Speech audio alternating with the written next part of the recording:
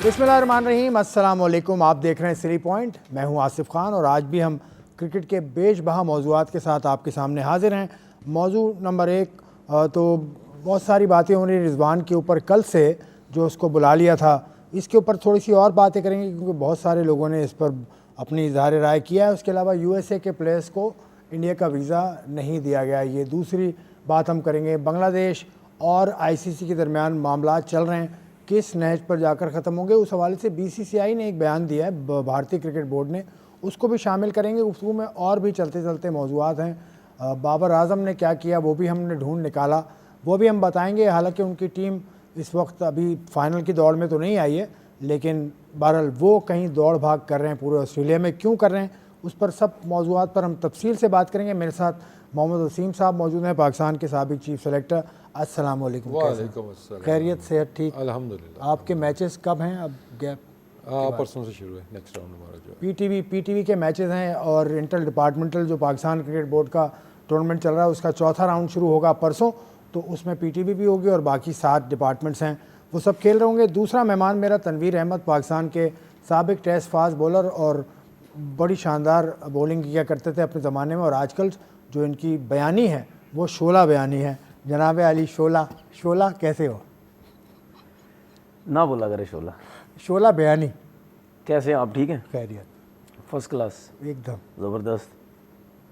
आपके सवालात का इंतज़ार है। कैसे? बस सवालात का क्या इंतजार, सवालात वही हैं जो कल से आपने छोड़े हुए सवाल। कल आपसे शुरू करता हूँ प्रोग्राम में।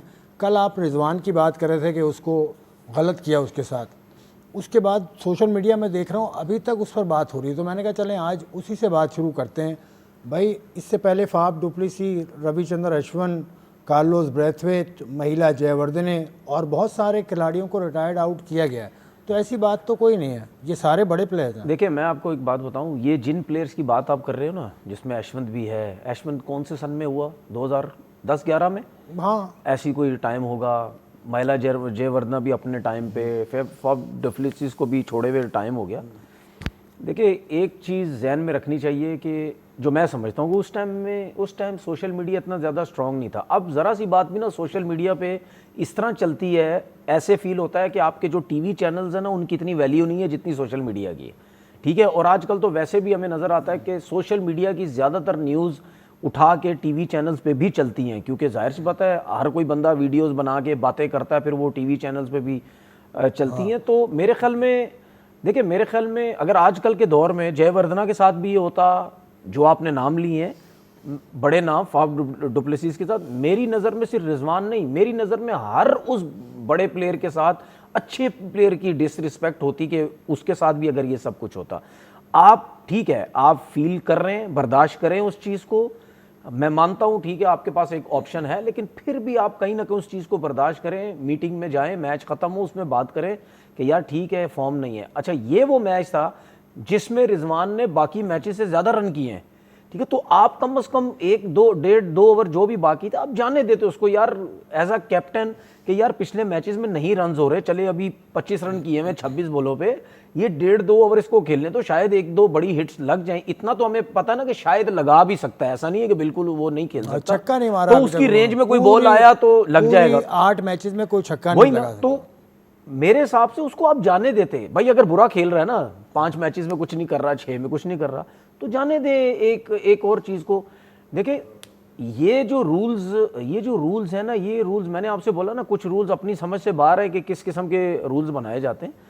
तो इसके अलावा भी मैंने कोई 6-8-10 नाम और भी देखे हैं जिनको रिटायर्ड आउट किया गया, उसमें कोई बड़ा प्लेयर मुझे नजर नहीं आया। ज्यादातर आप देखें लीग्स क्रिकेट में ये चीजें हो रही हैं, इसी महीने हुआ, इसी साल के अंदर लीग में हुआ। हाँ, इसी महीने हुआ, साल में भी कुछ प्लेयर्स हो चुके हैं, और वो जितने प्लेयर्स भी आप उठा के देखेंगे वो रिजवान से बड़े नाम नहीं है, या वो ज्यादातर जो है वो उसमें हुए हैं, लीग्स वगैरह में ये चीजें हुई हैं।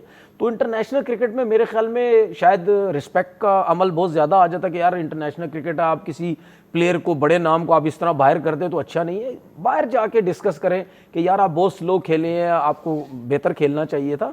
एक इतने बड़े क्राउड में, इतने बड़े, देखें बिग बैश की एक रेपुटेशन है, ठीक है, उसके बाद आप, मैं ये समझता हूँ, मैं मानता हूँ कि कि यार इतनी बड़ी रेपुटेशन है बिग बैश की, वो अपने गेम को इम्प्रूव करते हैं और जो आजकल की जो रिक्वायरमेंट है उस हिसाब से वो खेलने की कोशिश करते हैं। लेकिन उसी मैच के अंदर टिम साइफर्ट ने क्या बैटिंग की किसी ने देखा? वो एज अ ओपनर था, उसने 26 रन किए 25 बॉल पे, और वो 11वें ओवर में जाके आउट हुआ है। वो ओपन खेला 11वें ओवर में जाके आउट हुआ है। इसका मतलब क्या है कि जो ओपनर है वो बेशक क्या बोलते हैं पूरे ओवर खेल जाए, बॉल टू बॉल खेले, कोई मसला नहीं है। वो शुरू से खेल रहा था, शायद लग जाए, ऐसा नहीं होता। वो चौथे पांचवें पे था, आपने उसके ऊपर प्रेशर डाला, उसके साथ ये किया, ये गलत है। साहब का मैं पॉइंट ऑफ व्यू ले लूं, इन्होंने कहा रिस्पेक्ट, तो लीग क्रिकेट में रिस्पेक्ट का एलिमेंट ऊपर होता है या टीम की जरूरत ऊपर होती है, या क्या होना क्या चाहिए? देखिए इस पर मैंने कल भी जैसे कहा था, देखिए एक तो अगेंस्ट द लॉ तो कोई चीज़ नहीं हुई, एक लॉ बना हुआ है उसको उन्होंने वो यूज़ किया है। उस पर रिस्पेक्ट तो फिर अगर आपने देनी है तो फिर वो लेग बिफोर भी जो दे रहे हैं, वो फिर आप जो बड़ा प्लेयर है उसको मत दें लेग बिफोर, छोटे प्लेयर को आप दे दें, आम प्लेयर को दे दें। बड़ा प्लेयर है इसकी रिस्पेक्ट करनी है, अंपायर को बोल दें जी कि आपने इसको आउट नहीं देना है। तो दोनों एंगल हैं चीज़ों को देखने की। जिस तनाजुर में तनवीर बात कर रहे हैं उसमें देखें तो वो ठीक है, हम एज आ पाकिस्तानी प्लेयर अपना हमारा बड़ा नाम है वहाँ पे, तो उस लिहाज से तो ठीक है। लेकिन अगर हम रूल्स एंड रेगुलेशंस को देखते हैं जो ट्रेंड चल रहे हैं लीग क्रिकेट के अंदर, तो मुझे उसमें कोई इतनी वो होता है ना कि अनहोनी बात नज़र नहीं आ रही। आपने पहले भी जो नाम लिए हैं वो T20 क्रिकेट के बड़े नाम हैं सारे, और most of them even Rizwan से भी बड़े प्लेयर हैं वो, अगर आपको देखते हैं लीग क्रिकेट के अंदर। तो ये चीज़ पहले भी हो चुकी है। तो आई थिंक एक लॉ बन गया है, तो आई थिंक इसमें प्लेयर्स की भी अंडरस्टैंडिंग होती है, क्योंकि हमें यहाँ बैठे ये तो नहीं पता है कि रिजवान का रिएक्शन क्या है इसके ऊपर, क्या वो भी इतना ही खफा है जितना और तनवीर को फील हो रहा है या हमें फील हो रहा है, या उनकी अंडरस्टैंडिंग एक टीम के अंदर है कि भाई जब ज़रूरत पड़ेगी हम इस चीज़ को अप्लाई करेंगे, चाहे वो रिजवान है, चाहे वो उनका कैप्टन है, चाहे वो और कोई प्लेयर है। तो आई थिंक आहिस्ता आहिस्ता ये चीज़ें आपको पाकिस्तान PSL के अंदर भी आगे चल के आपको कहीं ना कहीं तो नज़र आएंगी। ये लॉ ये भी आएगा और उसके बाद आपको ये चीज़ें नज़र आएंगी। तो आई थिंक जिस तरीके से क्रिकेट जा रही है आगे चल के ये नॉर्मल चीज़ें हो जाएंगी। बट ओबियसली हमारे कल्चर के अंदर जिस तरह का हमारा हम चीज़ों को देखते हैं, थोड़ा सा टाइम लगेगा इनको ऑब्जर्व करने में, लेकिन आई एम श्योर कि आगे चल के ये चीज़ें आपको पाकिस्तान के अंदर भी नज़र आएंगी। लेकिन अब सबसे बड़ी चीज़ तो यही है ना कि इससे आगे क्या है, क्या वो टीम से ड्रॉप कर देंगे? यू नेवर नो, अगर परफॉर्मेंस ऐसी चाहती है तो रिप्लेस भी कर सकते हैं, वो टीम से भी ड्रॉप हो सकते हैं। लेकिन थोड़ा सा देखना होगा, मतलब बाबर को भी रिजवान को भी, कि जब भी वो कहीं लीग क्रिकेट खेलने जा रहे हैं या कहीं पे भी जा रहे हैं, और सबसे बड़े नाम हमारे वही हैं ना, अगर आप बाबर की बात करते हैं, are they fully equipped, are they prepared for that league, या जहाँ उनकी जो डिमांड है उस तरीके से वो खेलेंगे, या उनसे पहले आपकी बात हो चुकी है जब आपकी डील होती है जी कि this is my style of play, आपको ये गेम मेरी चाहिए तो मैं आऊँगा आपके लिए आके खेलूँगा, जो आपकी डिमांड है मेरे से ये होनी चाहिए, इससे आगे आप डिमांड करेंगे तो वो शायद मैं नहीं कर पाऊँगा। तो आगे चल के मुझे तो मुश्किल नज़र आता है कि आगे चल के मज़ीद ये कंटिन्यूटी आपको नेक्स्ट ईयर में नज़र आए, स्पेशली इन दोनों प्लेयर्स की कंटिन्यूटी। मतलब ये बाबर रिजवान आइंदा BBL में नज़र नहीं आएंगे जैसा खेल रहे हैं इस BPL में? देखें अभी कुछ कह नहीं सकते, क्योंकि अभी 3-4 मैचेस हैं दोनों के पास, 2-3 मैचेस हैं, क्या पता कोई रन्स हो जाएं, कुछ भी हो सकता है। लेकिन बात ये है कि यार हम बाबर रिजवान की बात कर रहे हैं, बहुत से प्लेयर बिग बैश में ऐसे हैं, मैं ये देखता हूँ हर सीज़न आ जाते हैं, हर सीज़न ओवरसीज़ प्लेयर्स आ जाते हैं, हालांकि उनकी इतनी कोई परफॉर्मेंस नहीं होती। आप इस लीग में भी उठा के देख लें कितने प्लेयर ओवरसीज़ ऐसे हैं जिनकी बड़ी कोई टॉप क्लास किस्म की परफॉर्मेंसेज नहीं रही हैं। उनके जो लोकल प्लेयर्स हैं वो बहुत अच्छा जो है वो परफॉर्मेंसेज दे रहे हैं। ओवरसीज़ प्लेयर लोकल भी 40+ के लड़के जो भी है, मतलब जो भी खेल रहे हो, जो भी बैट्समैन इस लीग के खेल रहे हैं, वो ईजी नहीं है, और ये लोगों को समझने की ज़रूरत है। अब हमारे प्लेयर्स तो एशियन कंडीशंस में खेलते हैं। हमारे प्लेयर्स में सबसे अच्छा कौन खेल रहा है इस वक्त? हमारे पाकिस्तानी प्लेयर्स में सबसे अच्छा कौन खेल रहा है?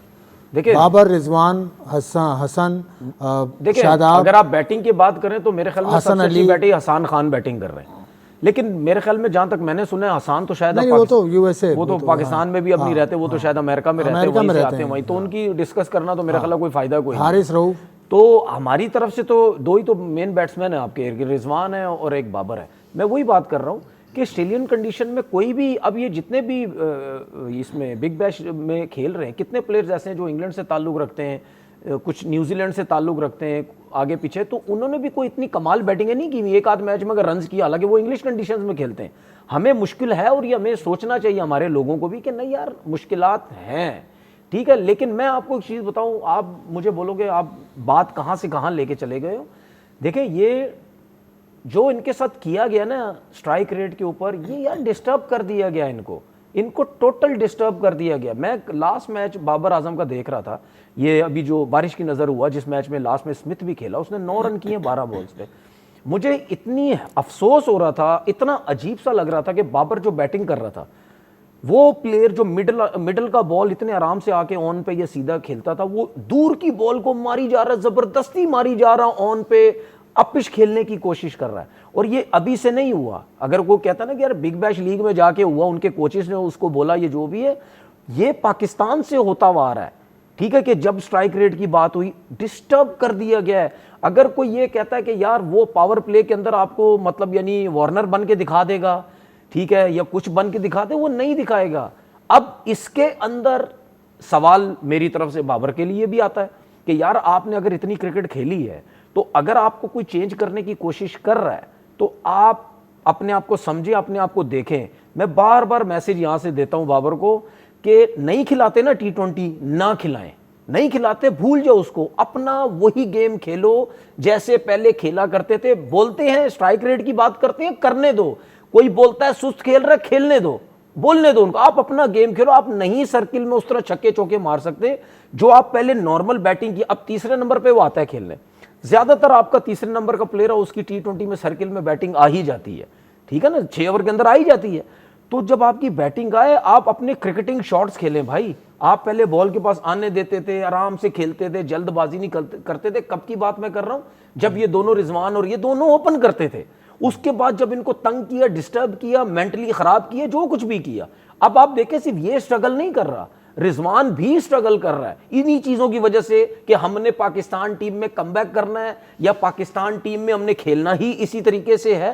ठीक है, अब ठीक है, उनकी बैटिंग में दूसरों में फर्क है। भाई अपना गेम खेलो, जो खेलते हैं, लीग लेती हैं ले, पाकिस्तान टीम खिलाती है खिलाए, नहीं खिलाती ना खिलाए, आप अपने गेम ये खेलो। जो उन्होंने कहा बाबर गेंद की तरफ जा रहे हैं, वो गेंद का इंतजार नहीं कर रहे हैं, मतलब वो इतना प्रेशर उनके ऊपर है, मतलब इतने वो वीक हैं मेंटली कि वो प्रेशर ले लेते हैं और वो बोल नहीं पाते। नहीं बोलूँगा, लेकिन मैं इतना स्ट्रॉन्ग भी नहीं बोलूँगा कि मेंटली, मतलब मैं कहूँ ना जी कि वो मिसबा या यूनस वाली मेंटालिटी है उनकी कि वो काफ़ी ने टफ टाइम देखे थे, जिस तरीके से उन्होंने कम बैक किए थे, वो चीज़ तो मुझे नज़र नहीं आती है कि बाबर मतलब जिस तरीके से उनका कम बैक हुआ है, नॉट ओनली कि आप टेक्निकल कुछ चीज़ें हैं या जिस तरीके से वो खेल रहे हैं, लेकिन उनकी बॉडी लैंग्वेज से भी, उनकी चीज़ों से भी अंदाज़ा हो रहा है कि इज़ रियली अंडर प्रेशर। चाहे वो कोच की तरफ से आया है, चाहे वो सिलेक्टर की तरफ से आया है, चाहे वो सेल्फ इम्पोज है कि आपने चले अपनी गेम को बढ़ाना है। लेकिन आई थिंक ये अच्छा पॉइंट है जो भी बात चल रही थी कि अगर वर्ल्ड कप में इन दोनों का नहीं आता नाम या अच्छा नहीं जाता खेलने के बाद, तो आई थिंक इनको अपने जो बेस्ट फॉर्मेट्स हैं उनको चूज़ करना चाहिए। क्योंकि T20 की वजह से, क्योंकि बाबर का हमेशा से जो फेवरेट रहा है फॉर्मेट है जिसमें बेस्ट परफॉर्मेंस है, वो ODI के अंदर उसकी हमेशा परफॉर्मेंस अच्छी रही है। लेकिन उसकी T20 की वजह से उसकी ODI भी इफेक्ट हो सकती है, और उसके बाद टेस्ट क्रिकेट में हमने देखा है कि रिसेंट पास में वहाँ पे उसने स्ट्रगल की हुई है। तो आई थिंक अगर उनको देख लें वो अपनी गेम को कि क्या हम इवॉल्व कर सकते हैं, हम ऊपर लेके जा सकते हैं, जो कि डिमांड आ रही है पाकिस्तान टीम की तरफ से, अगर उनको समझता है कि नहीं अगर हम ये करेंगे तो जो हमारी स्ट्रेंथ है बाकी फॉर्मेट्स की वो भी नीचे चली जाती है, तो फिर आई थिंक कि उनको फिर पिक एंड चूज़ करना चाहिए कि भाई ठीक है हम इस फॉर्मेट में अपने आप को जो खेल रहे हैं हम उसी पे रहते हैं। तो आई थिंक इस तरह के डिसीजन भी आगे चल के अब आपको देखने को मिल सकता है, मेरे ख्याल में उनको करने ही चाहिए। क्योंकि एक फॉर्मेट के चक्कर में आपके अगर बाकी 2 फॉर्मेट भी ख़राब हो रहे हैं तो आहिस्ता आहिस्ता तो आप फिर टीम से बिल्कुल भी बाहर हो सकते हैं। तो आई थिंक इनको थोड़ा सा सोचना होगा, ठीक है ना, क्योंकि टाइम ऑफ लेंगे T20 फॉर्मेट से। देखिए T20 क्रिकेट से मैं ये नहीं कह रहा रिटायरमेंट ले रहे, 6 महीने साल आप हट जाए T20 फॉर्मेट से, अपनी गेम को बाहर रह के इंटरनेशनल टीम से बाहर रह के जब डोमेस्टिक खेलें या अपनी जब भी आप रहे तो हैं बाबर तो पूरा 2025 में खेले नहीं। हाँ, लेकिन गेम को इवॉल्व कर तो नहीं आए ना, जो उनसे डिमांड भी शायद की गई थी, कितनी डोमेस्टिक खेली आपने, कितने आपने अपने ऊपर काम किया। तो आई थिंक कि वो थोड़ा सा उनको फोकस होना चाहिए कि ठीक है अगर हमने कम बैक करना है तो फिर जो गेम की डिमांड है हम उसको भी पूरा करेंगे, वो नहीं कि जो हमारी पहले की शेप है हम उसको भी लूज़ कर दें। गेम को इवॉल्व करना है, आपने नई शॉटें सीखनी है, स्पिन को आपने अच्छा खेलना है, बाउंड्रीज का रेशियो आपने अच्छा करना है। अब ज़रूरी नहीं कि सिर्फ छोटे छोटे ग्राउंड है आप वहाँ पर छक्के मार लें, ऑस्ट्रेलिया भी कैश अंदर छक्के लग रहे हैं ना, सिर्फ इनसे ही नहीं लगे हैं, बाकी जितने भी प्लेयर्स आपको नज़र आते हैं वो वहाँ पे हिट मार लेते हैं। तो आई थिंक ये चीज़ें फिर लीग क्रिकेट में फिर आपको जाके चीज़ें एक्सपोज होती हैं, और फिर ये जो बहस चल रही है हमारी, इट्स नॉट नाइस कि हम बाबर या रिजवान के बारे में अभी ये बात कर रहे हैं जी कि उसको बुला लिया, क्यों कर लिया, ये कर लिया। आई थिंक फिर उनको देखना चाहिए कि वो कौन सी कंडीशन के लिए रेडी हैं। फिर लीग भी अगर खेलनी है तो फिर उस हिसाब से ही खेलें, सिर्फ फाइनेंशियल साइड ना देखें, अपनी रेपुटेशन भी देखें, अपना फ्यूचर भी देखें। तनवीर, ब्रेक पे जाने से पहले आपसे इस टॉपिक का मैं आखिरी सवाल है कि बाबर का स्ट्राइक रेट इस वक्त बिग बैश में 101 है, तो आप ये तो समझते हैं कि उसको इस फॉर्मेट से अलग हो जाना चाहिए, लेकिन अलग हो जाने के बाद वो करे क्या कि दुनिया भर की लीग्स में कुछ तो कर सके वो T20? देखिए, मैं पहले भी कह चुका हूँ कि भाई आप, फिर मैं बोलूँगा रिजवान मेरी टीम में था और है भी, मैं कह चुका हूँ कि इन दोनों को आप T20 में खिलाएं, world cup, T20 world cup तक लेके जाएं आप इनको। अगर आप समझते हैं कि यार नहीं इनफ हो गया है या इनकी परफॉर्मेंस उस लेवल की नहीं है, हम मौके दे रहे हैं लेकिन उस तरह इंप्रूव नहीं कर पा रहे, इंप्रूव करने का मतलब ये नहीं है कि वो प्लेयर हल्के हैं, नहीं, उनका एक खेलने का स्टाइल ही हुआ है, वो शायद वो चीज़ नहीं पिक कर पा रहे जिस तरह हम चाहते हैं। मतलब इतना बड़ा तो रिस्क लेंगे उसके बाद तो पाकिस्तान की कीमत पे रिस्क लेंगे आप, इतना बड़ा इन दोनों को खिला लें इस टाइम पे, पाकिस्तान को नुकसान हो सकता है। अभी जो गेम की डिमांड है ना श्रीलंका में, कौन सा 200 बिल्कुल यही मैं कहने लगा था, श्रीलंका के साथ यही मैं कहने वाला था। श्रीलंका के अगर आप बात करें ना तो उस हिसाब से यही 140, 50, 60 वाली क्रिकेट है, उस हिसाब से बॉल वहाँ ब्रेक भी हो सकता है, इस किस्म के प्लेयर आपको ज़रूरी भी हैं। फिर जो भी उसने आखिरी मैच खेले हैं उसमें परफॉर्म किया, वो उस हिसाब से भी लीग पे देख के आप डिफरेंट कंडीशन आप नहीं कर सकते। लेकिन अगर श्रीलंका में भी वर्ल्ड कप में इनकी परफॉर्मेंसेज अगर अच्छी नहीं होती हैं तो फिर उसके बाद आप इनको बोलेंगे यार अब आप थोड़े अरसे के लिए रेस्ट पे चले जाएं, वो आपकी अपनी मर्जी है, वो प्लेयर के ऊपर है कि रिटायरमेंट देनी है या रेस्ट पे जाना है। मैं अभी भी समझता हूं कि आप रेस्ट पे अगर जाते हैं चले जाएं, रिटायरमेंट नहीं दें, क्योंकि 31, 32 सालों के यहाँ पे, ठीक है। और पाकिस्तान क्रिकेट में इस वक्त जो मुझे नजर आता है ना, मिडल ऑर्डर में आ गया कोई अच्छा प्लेयर तो आ गया, बहुत अच्छी चीज़ है, लेकिन फिलहाल तो मुझे सारे ओपनर ही नजर आते हैं। तो अगर ये वर्ल्ड कप के बाद इनको रेस्ट करवाया जाता है और जाएं अपनी डोमेस्टिक का T20 टूर्नामेंट खेलें, कोई भी लीग्स खेलते हैं जाके, ठीक है, ऐसी जगह पे खेलें जाके जहां पे आपको मुश्किलात ज़्यादा ना हो, आप हैंडल कर सकें, ठीक है ना, अपनी कंडीशन जैसी हो वहां पे आप जरा थोड़ा सा खेल सके। तो ये ऐसे प्लेयर नहीं है कि दोबारा से इंप्रूव करके या अच्छी क्रिकेट खेल के ये वापस ना आए। रेपुटेशन तो है इंटरनेशनल क्रिकेट में, यार हमारी कंट्री के अंदर कितने प्लेयर ऐसे हैं जिनके 4 दफा कमबैक हुए हैं, ठीक है, गए डोमेस्टिक क्रिकेट में की परफॉर्मेंस दी, वापस आ गए, नहीं हुआ फिर गए वापस, तो वापसी आने का ऑप्शन है। और पाकिस्तान में तो आपको पता है ये क्लियर एक चीज नजर आती है, जो प्लेयर बाहर होता है उसको साइड पे करते हैं, जैसे ही वो कुछ ना कुछ करने लग जाता है वही लोग जो उसकी बुराइयां कर रहे होते हैं वही लोग उसकी तारीफें करते हैं कि यार इसको वापस ले आओ। ये टॉपिक समेटेंगे। एक बात और भी करनी है, बाबर आजम कहीं नजर आए हैं, कहाँ नजर आए हैं, क्या करते नजर आए हैं, उस पर एक छोटी सी बात करेंगे। एक ब्रेक का वक्त है, so we are taking a break.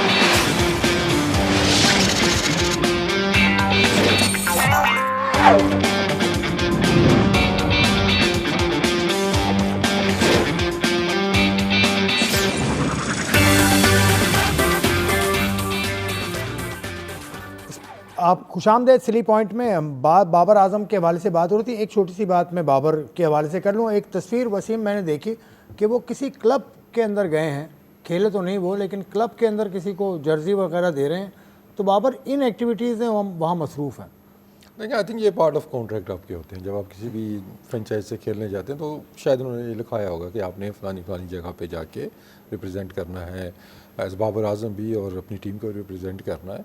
तो उसी की एक कड़ी हो सकती है, क्योंकि मुझे याद है कि जब मैं भी एक दौर में जब खेलने बाहर जाता था, न्यूजीलैंड जाता था, तो मुझे वो डोमेस्टिक क्रिकेट से पहले प्रिपरेशन के लिए वो एक क्लब देते हैं कि आप इस क्लब से कुछ मैचेस आपने खेलने हैं। तो खैर ये खेलने के लिए नहीं कि रिप्रेजेंट करने गए हैं, लेकिन फिर जो पहले पॉइंट हमारा डिस्कस हो रहा था, इससे चलें रिलेट कर ही लें कि आई थिंक कि अगर उनके कॉन्ट्रैक्ट में ऐसी चीज़ें हैं कि जी ये देखें ये आपने ये एक्टिविटीज़ करनी है, इवन क्लब लेवल पे भी जाना है आपने, वहाँ जाके ये एक्टिविटीज़ करनी है, तो हमारे सेंट्रल कॉन्ट्रैक्ट के अंदर भी बहुत सी क्लॉजें मौजूद हैं जिसमें आपने डोमेस्टिक क्रिकेट खेलनी है, अपनी फॉर्म वापस लेके आनी है, अपनी फ़िटनेस वहाँ पे शो करनी है।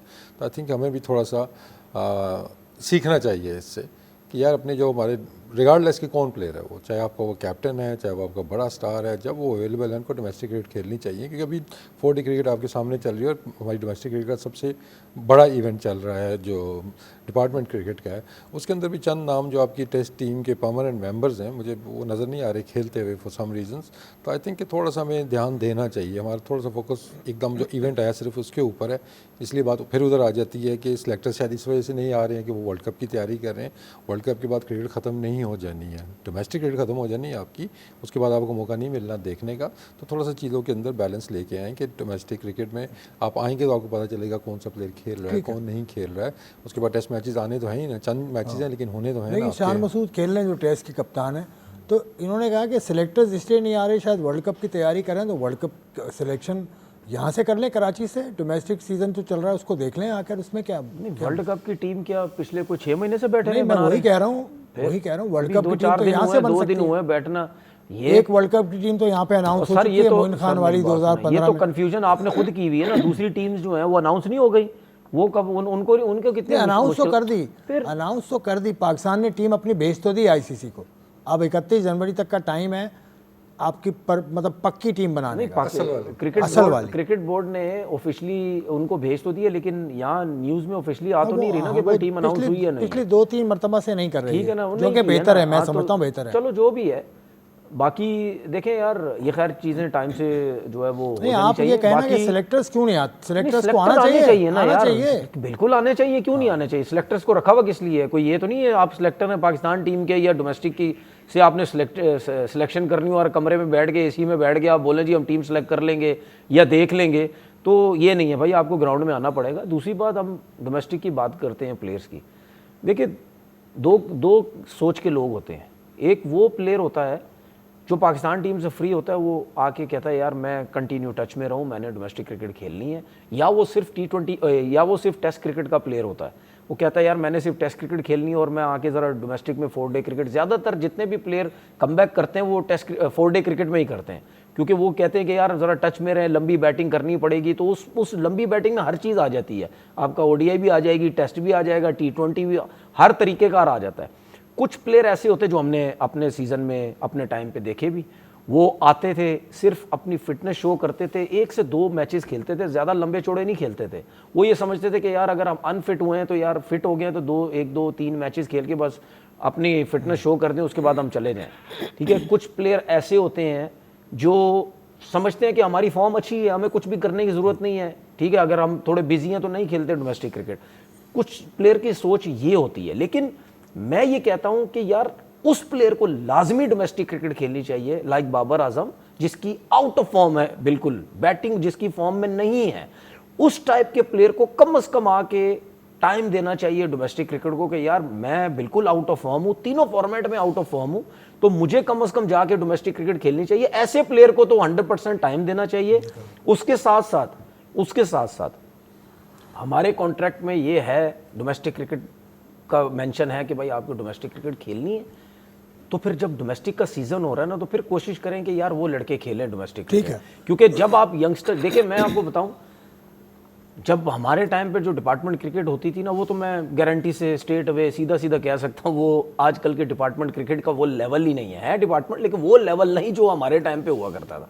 ठीक है, उस टाइम जब डिपार्टमेंट क्रिकेट होती थी ना, और सारे इंटरनेशनल प्लेयर जब भी कोई फ्री होकर आके खेलता था, ठीक है, तो एक मज़ा आता था यार ये इंटरनेशनल प्लेयर खेल रहे हैं। और उसके बाद जो करंट प्लेयर थे वो नहीं भी अगर डिपार्टमेंट क्रिकेट में होते तो उसके बावजूद भी इतनी टॉप क्लास की प्लेयर्स थे, तो उसमें आपको सीखने का बहुत मिलता है। इसीलिए कहते हैं कि सीनियर जो है वो डोमेस्टिक थोड़ा सा आगे चलते हैं, जूनियर सीखे, आगे चलते हैं। पाकिस्तान की टीम अनाउंस हुआ चाहती है एक आध हफ्ते में, अब इसी हफ्ते में हो जाए। एक इशू मैं देख रहा था कि विकेट कीपर्स के ऊपर बात चल रही है कि 4 हैं, रिजवान हैं, हारिस हैं, नाफे हैं और उस्मान हैं, ये 4 विकेट कीपर्स हैं। अब इनमें से आपकी choice as former chief selector, क्या बनेगी आज की फॉर्म देखते हुए विकेट कीपर अगर देखिए लेना? बाबर और हारिस तो मुझे दूर तक नज़र नहीं आ रहे हैं जिस तरीके से चीज़ें चल रही हैं, रिजवान और क्योंकि लास्ट रिजवान और हारिस सॉरी, और जो भी दो खेल रहे हैं अगर दो जाते हैं तो मेरे ख्याल में यही लेके जाएंगे। मैं ये नहीं कह रहा कि सही है या गलत है, लेकिन फर्स्ट चॉइस तो आपके उस्मान हो चुके हैं और मेरा नहीं ख्याल है कि इस मौके पे आके आप उनको छेड़ेंगे। वो आपकी नंबर 1 चॉइस वही रहेंगे। और उसके साथ अगर आप नाफे भेज रहे हैं तो वो ऑप्शन जो नज़र आ रहा है इस सीरीज़ में गए हैं, अगली सीरीज़ में शायद हमें वही नज़र आएंगे। तो प्रेटी मच मुझे यही लग रहा है कि ये 2 विकेट कीपर ही होंगे टीम के अंदर। हाँ, उनका रोल क्या है, किस नंबर पे खेलना है, वो एक डिफरेंट डिबेट है। लेकिन एट द मोमेंट मैं कहूँ जी एकदम से हारिस को उठा के कहीं से आप ले हैं जो बिल्कुल ही आपके प्लान्स के अंदर नहीं है, वो भी गलत होगा। और रिजवान पे सोचा जा सकता है, अगर मैं होता तो मैं 2 दफ़ा सोचता कि यार रिजवान को चले, अगर हम वो फर्स्ट 11 में हमारी नहीं भी आता तो शायद हम बैकअप विकेट कीपर हम रिजवान को रख सकते हैं, क्योंकि वो स्पिन बॉलिंग को बेहतर खेल लेता है और मिडिल ऑर्डर में वो खेल सकता है कि जो कि आप बाकियों से नाफे पे हमने उस दिन भी बात की थी कि मुझे नहीं लगता कि वो फिट इन हो सकेगा अगर उसको 5वें 6वें नंबर पे खिलाना है आपने। उसका बेस्ट यूज़ यही है कि वो ऊपर ही खेले। तो इन दोनों में ही है। उस्मान मुझे कहीं भी जाते हुए नज़र नहीं आ रहे, मेरा ख्याल उनको जाना भी नहीं चाहिए। उस्मान जाते हुए नज़र आ रहे हैं आपको? उस्मान तो नंबर 1 चॉइस है। उस्मान और नाफे के साथ देखें एक ही तो मैच मिला नाफे को, तो उसमें तो जज ही नहीं कर सकते। अब जब ले लिया तो उसको खिलाओ। मेरा ख्याल है नाफे और आपने जो नाम लिया उस्मान, यही 2 मेरे भी। देखें मैं क्यों बार बार बोल रहा था कि यार इन लड़कों को अगर लेके गए तो पूरे मैचेस दे। जब आप पूरे मैचेस दे, जब आप पूरे मैच, पहला मैच भी दे सकते थे, कोई मसला नहीं था। मैंने इसीलिए बोला था। आपने तीसरे मैच में किसको ड्रॉप किया? नाफे को खिलाया, फ़खर को। मैंने ये यहाँ तक बोला था कि आप अगर इसको फ़खर को नहीं खिलाते, नाफे को खिलाए, कोई मसला नहीं, फ़खर आपकी फर्स्ट चॉइस है। अगर नाफे तीनों मैच खेल जाता है, एक बारिश की नज़र हुआ, 2 मैच दोनों अगर खेल जाता, दूसरे में अच्छी परफॉर्मेंस दी उसके हिसाब से, पहला भी खेल जाता, तो कहीं ना कहीं आपके पास एक ऑप्शन आ जाता, नहीं यार ये दोनों मैचेस में अच्छी बैटिंग करके तो इसको सोचते हैं। तो अब एक मैच में उसने 25-26 रन किए, तो अब आप कंफ्यूज हो गए कि यार इसको लेके जाएं या ना लेके जाएं। सही कहा। ठीक है, आप कंफ्यूज हो गए हैं। और अगर आप उसको ड्रॉप करेंगे, हम ही बैठ के कह रहे होंगे कि यार ये क्या हो गया सब कुछ। तो मेरी जो टीम है उसके अंदर तो मैं तो रिजवान तो जाहिर बता, मुझसे जब भी पूछेंगे मैं तो रखूंगा। लेकिन जो सिचुएशन चल रही है उस हिसाब से मुझे नहीं लगता कि रिजवान ये लोग टीम के अंदर रखेंगे। हाँ, ये भी नहीं हो सकता कि उसको रिजर्व में डाल दें, वो और मतलब अच्छी चीज़ नहीं है कि यार आपने रिजवान को रिजर्व में डाल दिया। ठीक है ना?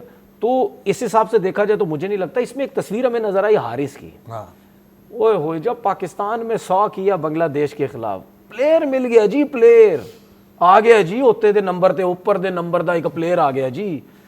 भूल जाओ सबको, क्या टैलेंट आया है, क्या खेलता है, भर गया सोशल मीडिया प्लेयरों के बारे में, जो प्लेयर भी थे मिल गया जी। Babar replace, Rizwan replace. कुछ महीनों पहले की बात, कहाँ गया ना, वो नीचे के नंबर पे आ गया ना उसके बाद। सुन तो लें, मैं आ रहा हूँ सीधा। कहाँ गया वो, किधर गया वो ओपनर जो रिप्लेसमेंट थी, किधर गई? आपने इसी तरीके से नए लड़कों को ऊपर के मजे चखा के, उनसे रन करवा के, उसके बाद आप उन्हीं प्लेयरों को नीचे लेके आ गए। ठीक है, सही है। फखर जमान, सुन ले, अब आपको एक और चीज बताता हूं। फखर जमान क्यों एडजस्ट कर गया नीचे के नंबर पे? क्योंकि वो लेफ्ट हैंडेड था, इस वजह से एडजस्ट कर गया। लेफ्ट हैंडेड था, इस वजह से मिडिल ऑर्डर में चौथे 5वें, कभी आप उसको छठे में बैटिंग कराओ, वो एडजस्ट कर गया।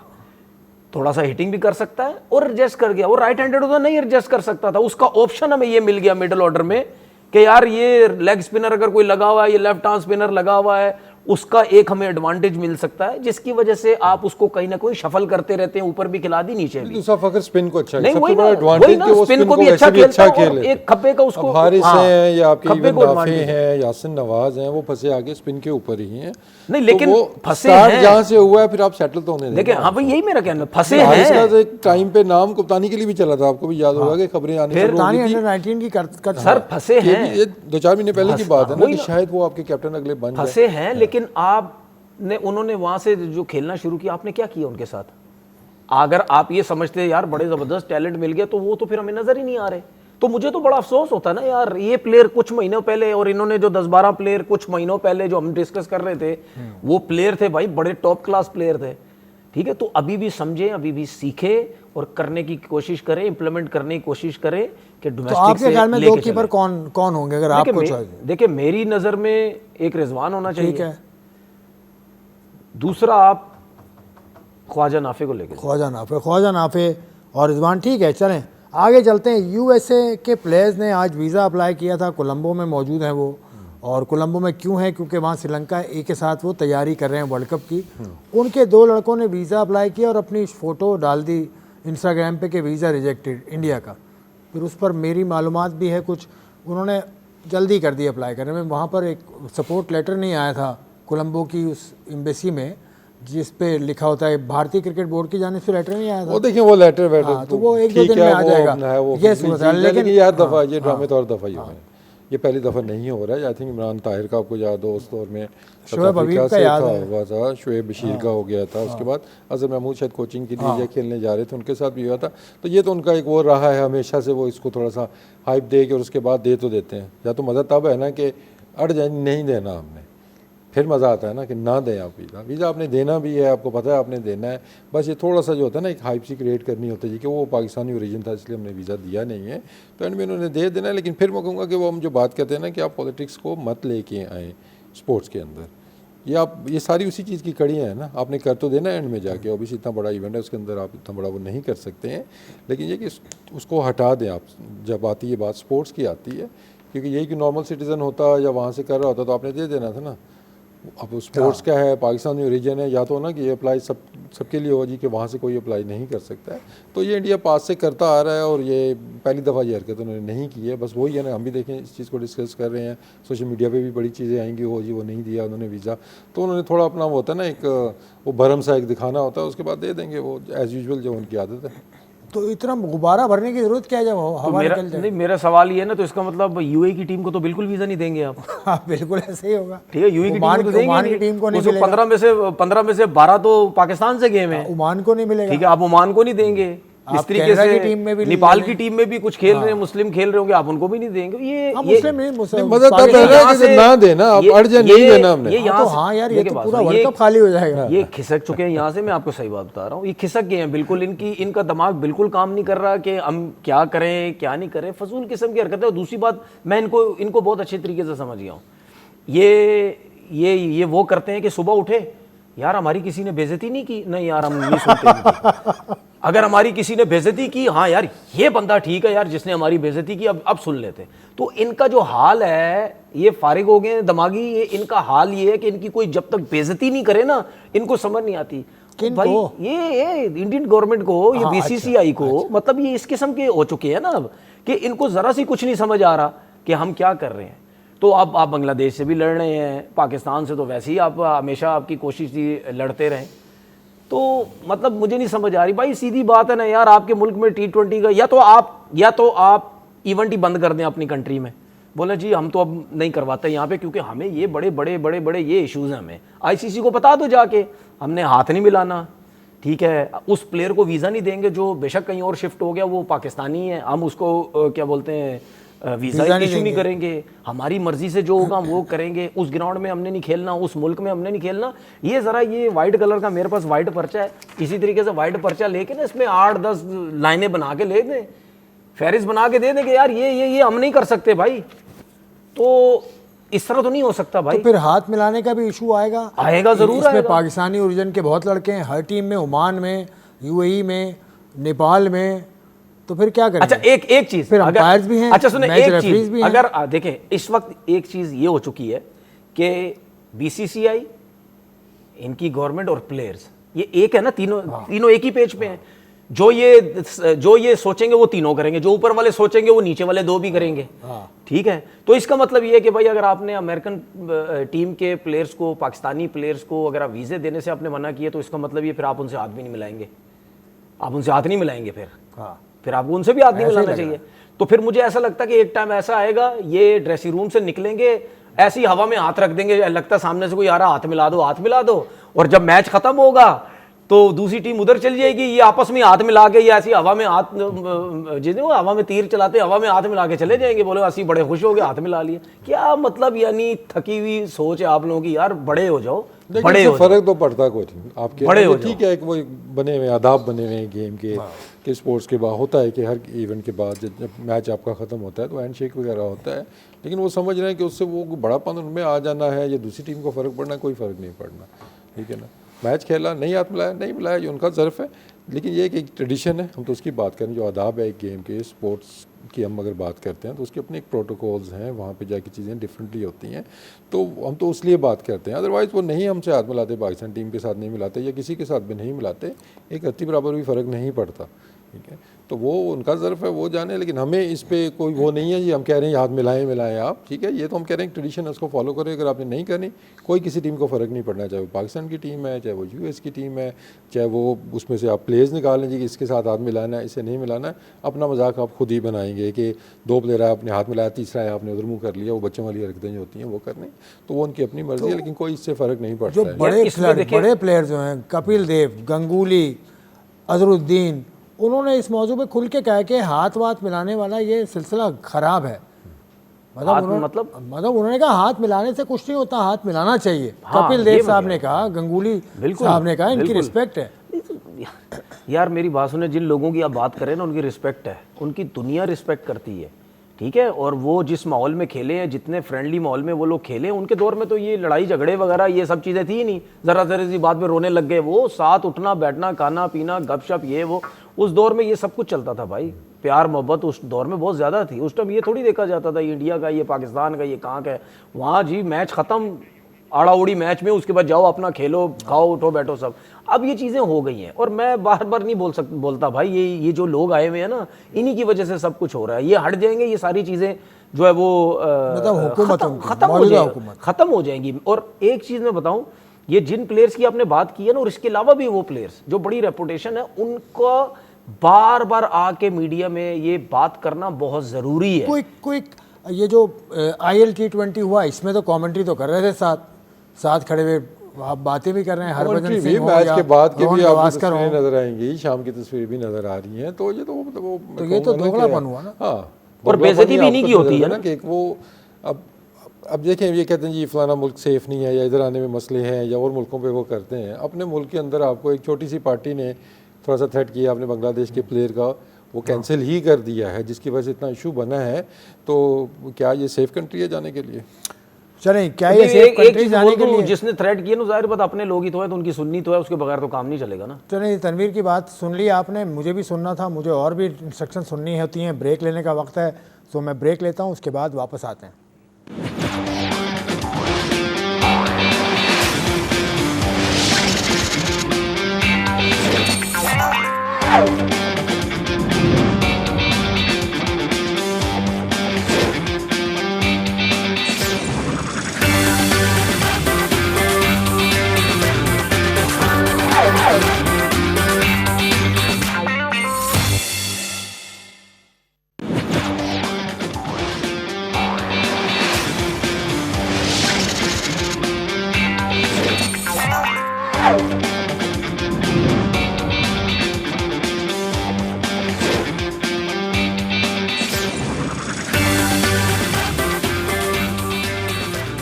Welcome back to slip point. Wasim साहब, आपने जाते जाते एक मौजू छेड़ा था कि ICC में जो बांग्लादेश कर रहा है, ICC जो कर रहा है, रोज़ मीटिंग हो, ये तीसरी चौथी मीटिंग है, नतीजा एक ही निकला कि अभी हम बात कर रहे हैं और ICC ये चाह रहा है और बांग्लादेश क्रिकेट बोर्ड ये चाह रहा है।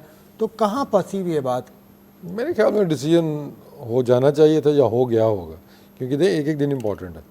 अगर आपने मैचेस शिफ्ट करने हैं, लॉजिस्टिकली बड़े चैलेंजेस आने हैं, लेकिन ये नहीं कि इम्पॉसिबल सी चीज़ है, 1 महीना भी बड़ा टाइम होता है। तो मेरे ख्याल में कोई सेटलमेंट होगी, ठीक है ना। लेकिन जो स्टांस एक अच्छा मुझे नज़र आ रहा है बांग्लादेश का, कि they are firm on their stance कि हमने यहाँ पे मैचेस नहीं खेलने हैं, और आई थिंक उसको रिस्पेक्ट उनको मिलनी चाहिए कि अगर वो अपनी गवर्नमेंट के सुनते हैं तो बाकी टीमों पे अप्लाई नहीं होता है वो चीज़ कि हमारी गवर्नमेंट ने ये कह दिया तो हम ये नहीं कर सकते, हम पाकिस्तान नहीं आ सकते, या हम बांग्लादेश के प्लेयर्स नहीं ले सकते। अब उनकी गवर्नमेंट कह रही है तो ICC को उसको भी रिगार्ड करना चाहिए भी, नहीं क्लियरेंस उनको मिल रही है, सिक्योरिटी की उनको थ्रेट है, तो आप उनको शिफ्ट करें, बांग्ला उधर करा लें, श्रीलंका में करा लें, पाकिस्तान कराने हैं पाकिस्तान करा लें। क्योंकि उस दिन मैं पढ़ रहा था, किसी ने शायद ये बोला कि रेलिवेंट है, पाकिस्तान बीच में क्यों आ गया है। ICC के जितने भी मेंबर हैं सारे रेलिवेंट हैं, ठीक है ना। पास में भी हुआ है ऐसा जब, तो काफ़ी मुल्कों ने कहा जी हमारे इधर मैचेस आप करवा सकते हैं, इंग्लैंड ऑफर कर देता था, इवन ऑस्ट्रेलिया ने भी कहा था जी हाँ मैचेस आप शिफ्ट कर लें। तो हम तो नज़दीक भी हैं, तो रेलिवेंसी तो बनती है। और आई थिंक ये पीसीबी का एक अच्छा मतलब वो है, अगर उन्होंने इस तरह की ऑफ़र की हुई है जी कि वी आर विलिंग, तो करा दें मैचेस, हम करा लेंगे और बता देंगे आपको कि सेफ़ कंट्री है, यहाँ पे कोई छोटी मोटी जमातों के कहने से कोई फ़र्क नहीं पड़ता है, हम आपको क्रिकेट करा के दिखाएंगे। बट आई थिंक जिस तरीके से हमें बांग्लादेश का नज़र आ रहा है कि उनका एक फर्म स्टांस हमें नज़र आ रहा है, तो मुझे तो लग रहा है कि श्रीलंका में मैचेस होंगे और होने भी चाहिए यहाँ पे। अब यहाँ से बैक ऑफ नहीं करना चाहिए बांग्लादेश को, क्योंकि उनका जेन्युइन रीज़न है उनके पास ना, उस चीज़ को वो भी एक्सेप्ट कर रहे हैं ना। या तो ना कि वो कहें जी हमने प्लेयर किसी और वजह से निकाला है, या वो जो आईपीएल वाला हुआ है, या तो उसको एक्सेप्ट करेंगे उसकी कोई और वजह थी, ये वजह नहीं थी, तो फिर आप कह सकते हैं। लेकिन मेरे ख्याल में बांग्लादेश को वापस नहीं जाना चाहिए, उनको श्रीलंका में ही खेलने चाहिए अपने मैचेस। आपके ख्याल में क्या करना चाहिए या क्या हो क्या रहा है इनके दरमियान? देखिए मैं तीसरी तो मीटिंग हुई है, कोई नतीजा देखिए मैं तो बड़ा खुश हूँ, उनकी बेइज्जती होती है, मैं तो बड़ा खुश हूँ, क्योंकि आपने खुद ये रास्ता खोला कि हमारी बेइज्जती करो, आते जाते हमारी बेइज्जती करो, और वो उनकी हो रही है। और दूसरी बात, मैं बड़ा हैरान होता हूँ जी, आईसीसी कहता है जी वो शेड्यूल बन चुका है, ठीक है जी, हम आपकी बात मानते हैं, शेड्यूल बन चुका है। आईसीसी में ये रूल है कि अगर किसी कंट्री में आपको थ्रेड है या प्रॉब्लम्स हैं और आपकी अगर गवर्नमेंट आपको परमिशन नहीं दे रही तो आप नहीं खेल सकते, ये रूल्स में है, ठीक है? ऐसे ही, बिल्कुल ऐसे ही। अच्छा, 22 रोज पहले अंडर 19 वर्ल्ड कप के 22 रोज पहले इंग्लैंड की टीम इस तरह से पुल आउट कर, ठीक है। अच्छा, दूसरी बात ये कि जब रूल्स बन गए तो उसके बाद आईपीएल में ये जो ड्रामा लगाया गया, ये आपको क्यों करने की ज़रूरत पड़ी? फिर आपके अंदर दिमाग तो है नहीं, सोचते वोचते तो है नहीं आप, आपके दिमागों में सिर्फ ये है हमारा पास पैसा है, बहुत बड़ी लीग है, बहुत सब कुछ है, पैसा बहुत, हम इतने में प्लेयर ले लेते हैं, इतने में कोच ले लेते हैं, इतने में टीम ले लेते हैं, हम कंपैरिजन करते रहते हैं ये लोग। 6000 अरब की बोली, ठीक है, ये कंपैरिजन करते रहते हैं अपनी लीग को दूसरे, देखो हम कितने में लेते हैं, ये पूरी लीग इनकी इतने में, हमारा एक प्लेयर इतने में चलता है, ठीक है ना, उसको बिट लग जाती है, तो ये उस पर लगे रहते हैं। तो आप में अकल समझ नहीं थी कि आप दोनों के वैसे हालात बेहतर नहीं हैं जिस टाइम आपने मुस्तफिजुर रहमान को बोला कि जी इसको वापस करो, हम इसको नहीं रख सकते, थ्रेड्स वगैरह सिक्योरिटी नहीं दे सकते, उस टाइम शेड्यूल नहीं बना हुआ था। तो उसके बाद अगर बांग्लादेश क्रिकेट बोर्ड ने ये बोला कि भाई जब आप एक प्लेयर के बारे में कह रहे हैं तो हम तो पूरी टीम नहीं भेजते, आप जो मर्जी कर लो, तो उसकी वजह से अगर बांग्लादेश क्रिकेट बोर्ड बोलता है कि भाई हमारी पूरी टीम को थ्रेड्स हैं, हम नहीं भेज सकते, तो आईसीसी के रूल में लिखा हुआ है, ये रूल्स किसके हैं? आईसीसी के।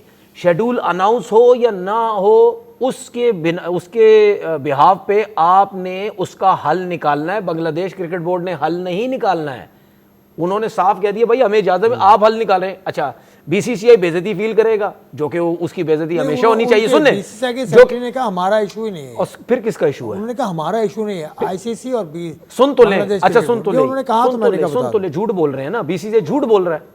किस चीज का इशू नहीं है? आईपीएल किसके अंडर हो रही है? आईपीएल किसके अंडर हो रही है? तो फिर बीसीसीआई के कहने पे वो अलग इशू है। अच्छा सुन तो ले ना, अच्छा सुन तो ले भाई, अगर इंडियन गवर्नमेंट बीसीसीआई को कहती है ये प्लेयर हमें नहीं चाहिए, इसको निकालो, निकाल लिया, सिग्नेचर किसके होंगे निकालने के? टीम के, बीसीसीआई के, केकेआर, बीसीसीआई के, केकेआर बेशक हो, केकेआर तो नहीं चाह रहा था कि ये सब कुछ हो, आपने तो उसके ऑनर के ऊपर भी इल्जाम लगा दिया कि उसने लगता है जानबूझ के किया। अगर केकेआर चाह रहा होता तो फिर मुस्तफिजुर रहमान तो नहीं सिलेक्ट होता ना यार। मुझे एक बात बताओ, उस टाइम सो रहे थे कि इतनी बड़ी बिड चल रही है वहां पे, ठीक है, दुनिया उसको उस शो को देख रही है, वहां पे उसके पैसे लग रहे हैं, ठीक है, वो 9 करोड़ तक चला गया, 9 करोड़ तक भी आपको याद नहीं आया कि यार इसको क्या करें, ठीक है। तो प्रॉब्लम ये है कि ये बीसीसीआई ने परमिशन दी या बीसीसीआई ने फ्रेंचाइज को बोला इसको निकालो, जिसकी वजह से आपने निकाला, ठीक है। तो बात सीधी सीधी ये है, जब ये सब कुछ हुआ तो उसमें ये बांग्लादेश क्रिकेट बोर्ड का हक है, ये सब कुछ है। अब इनकी बेइज्जती क्यों हो रही है? पाकिस्तान भी श्रीलंका जाएगा, अब ये भी कह रहे हैं, इनके दिमागों में वो पीछे दिमाग में होता है ना एक फजूल सी चीज दिमाग में घुसी हुई होती है, लगता है ये दोनों मिलके, पाकिस्तान बांग्लादेश मिलके ये सब कुछ कर रहे हैं। पहले पाकिस्तान भी नहीं था, बांग्लादेश को भी पाकिस्तान ही कर रहा होगा कुछ ना कुछ, क्योंकि पाकिस्तान के ऊपर तो वैसी चीजें डाल देते हैं ये, और ये मौके ढूंढते फजूल किस्म के, तो इनके दिमागों में ये है, और इनकी बेइज्जती होगी। एशियन कंट्री कितनी है? इंडिया है, श्रीलंका है, पाकिस्तान है, अफगानिस्तान है, जिसमें से 2 टीमें अगर आपकी इंडिया में नहीं खेलेंगी तो आपकी अपनी बेइज्जती है, और जब दोनों नहीं खेलेंगी तो फिर क्या होगा? अगर बांग्लादेश आगे जाता है आपको वहां जाना पड़ेगा, पाकिस्तान के साथ वैसे ही आपको खेलना पड़ेगा। तो मेरे हिसाब से, और मैंने 3-4 शो पहले बोला भी था कि बांग्लादेश अड़ जाएगा, इनको नहीं छोड़ेगा, और मैं इस शो में बैठ के कह रहा हूं अड़े रहो, जिस तरह मैं पाकिस्तान के बारे में कहता ना अड़े रहो, ये खुद ही सीधे होंगे, हो गए, अड़े रहो, पूरी दुनिया को बताओ हम आकर सच पे हैं, और हम आईसीसी के रूल को फॉलो कर रहे हैं। आपके ख्याल में कब तक फैसला इसका आ जाना चाहिए या आ जाएगा? मेरे ख्याल में इसी हफ्ते में, ये कमिंग वीक है, क्योंकि पिछले हफ्ते भी ये हो रहा था कि आ जाएगा फैसला। बांग्लादेश से कुछ आवाज़ें हैं जो उनके बोर्ड को ये उकसाने की कोशिश करें, उनके प्लेयर्स उनके एक्स कप्तान तमीम इकबाल ने कहा, फिर उनके बारे में जो उनके बोर्ड के फाइनेंस सेक्रेटरी ने कह दी बात, उससे कुछ कमज़ोर होता नज़र नहीं आ रहा आपको स्टांस उनका मुल्क में? लेकिन प्लेयर्स का जो क्रिकेट बोर्ड का इंटरेस्ट तो डिफरेंट है ना, वो तो फाइनेंशियल साइड अगर आप देखते हैं हाँ। तो उन प्लेयर्स ने खेलने भी जाना है, वहाँ पे मतलब कोचिंग के लिए भी कोई जा सकते हैं, मेंटोर बन के भी जा सकते हैं, लेकिन स्टांस तो गवर्नमेंट ने लिया हुआ है ना। तो आई थिंक गवर्नमेंट अगर फॉर्म में नज़र आ रही है तो फिर तो मुश्किल है इस डिसीजन को चेंज होना है।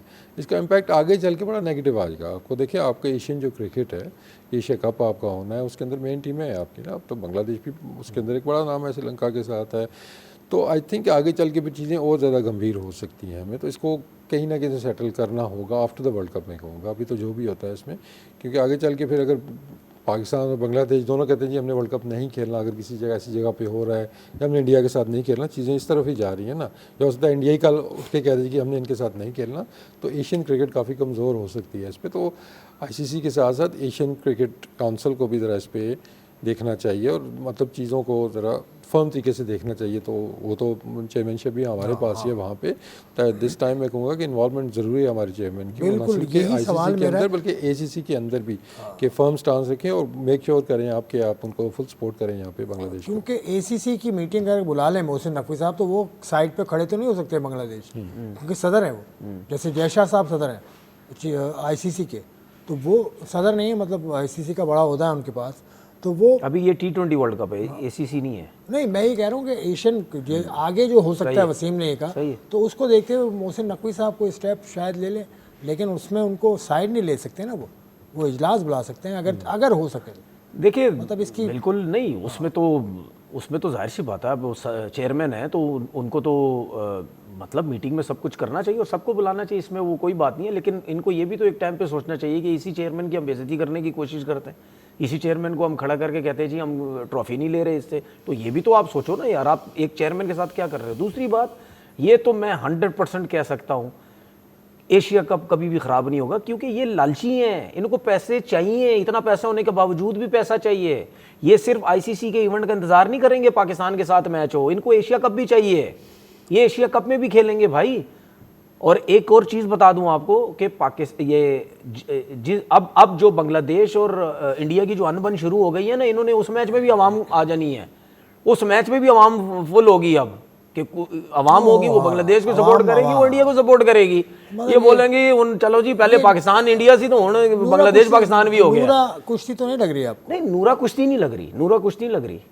ये माहौल सवाल है, ये नहीं, नूरा कुश्ती माहौल आपने कहा ऐसा बन जाएगा। देखिए सर, मुझे एक बात बताएं, ये कुछ अरसे से, फिर मैं वही बात बोलूंगा, जब से ये लोग आए हैं टीवी पर डिस्कशन यही सब कुछ होती रहती है जब भी कोई इवेंट होता है, एशिया कप का होता है। इससे पहले तो डिस्कस नहीं होता था। इससे पहले क्या डिस्कस होता था, पाकिस्तान इंडिया नहीं खेलेगी, बात खत्म हो गई, ठीक है। अब वो क्यों डिस्कस हो रहा है, क्योंकि आप उस चीज को ग्राउंड में लेके आ गए हैं। देखिए, ये आउट ऑफ क्वेश्चन नहीं है जो आप बात कर रहे हैं कि एंड टाइम पे जाके चीजें सेटल हो जाए, तो ये आउट ऑफ क्वेश्चन नहीं हो सकता है। एक ये चीज को कह दीजिए कि बिल्कुल ही फॉर्म। देखिए, पाकिस्तान ने ऑफर कर तो दी, सुने, पाकिस्तान ने ऑफर नहीं की कि भाई मैचेस पाकिस्तान में करा लो। पाकिस्तान ने ऑफिशियल ऑफर कोई नहीं की है, वो बातें चल रही हैं, देखिए ऑफिशियल ऑफर, देखें बात सुने, ऑफिशियल ऑफर उस टाइम होती है, ये ऑफिशियल अनाउंसमेंट उस टाइम होगी, हमने तो अपनी तरफ से कर दी ना, वो तो वहां से बोलेंगे ठीक है तो ऑफिशियली अनाउंस हो जाएगा। ठीक है, वो क्योंकि श्रीलंका एक ऑप्शन है।